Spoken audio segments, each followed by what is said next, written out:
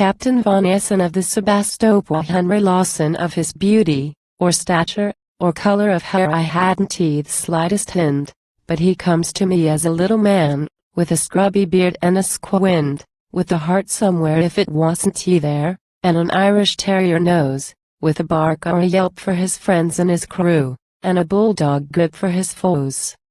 The Japs had taken a permanent fort at the price of 10,000 suns, and they shelled the ships in the harbor there with their landed naval guns.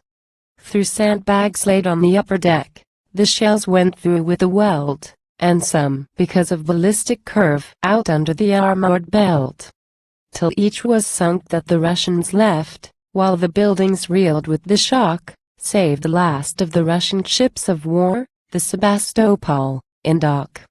And this is the reason, told in a line, why there is a tale to tell. The Sebastopol had a man for boss, and a crew that knew it well.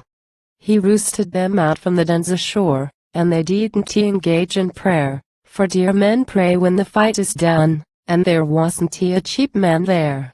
He rooted the dock hands out, when crouched, in deadly fear of the Jap, but they stood in greater immediate fear of von Esson's squint and his yap. She groped her way in the gathering dusk, out under the time-dulled din, and nothing was heard save a whispered word, and the laugh of a Russian Finn. He took her out from the harbor trap, where the shells came down like hail, for a chance to fight for the wrong or right round under the lizard's tail. My fathers came from the north, my friends, when there was a world to win.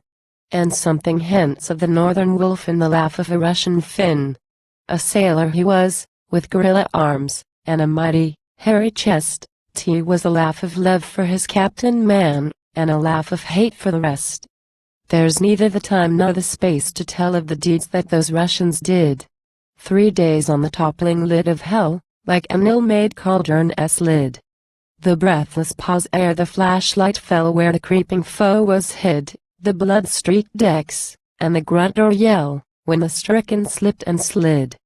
The faces white in a sudden light, and the ghostly dying grin, the great relief when the silence broke, and the reveled in hell's own din. The blinding flash and the stunning crash, strained ears, strained eyes, dry skin, the short sharp yelp of that captain man, and the laugh of the Russian Finn. T was not for cause nor for liberty, religion, or glory, or land. He fought for love of a captain man he could crush with his big right hand. Till 5 torpedo boats round her lay, in the mud, the slush, and the ooze, she sent them down for the old Greek church, with the whole of their monkey crews. But the last one gave her last thrust home, and left by a friendly tide, she lay like a man on his elbow raised, with a hand on her wounded side. She was left to be called for later on, with a solid bank beneath. The Japs were short of torpedo boats, and they'd had enough of her teeth. But, safe from the landed naval guns, and the last torpedo boat, von Esson worked with his squint and bark till he got his vessel afloat.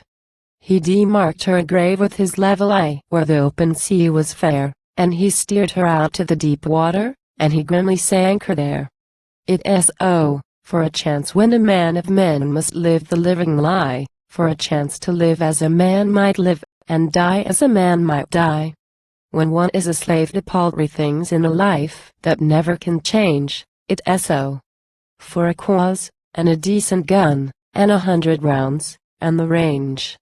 The boats slipped in the gathering dusk, and under the time-dulled din, and vanished from us to a yap of command, and the grunt of a Russian Finn.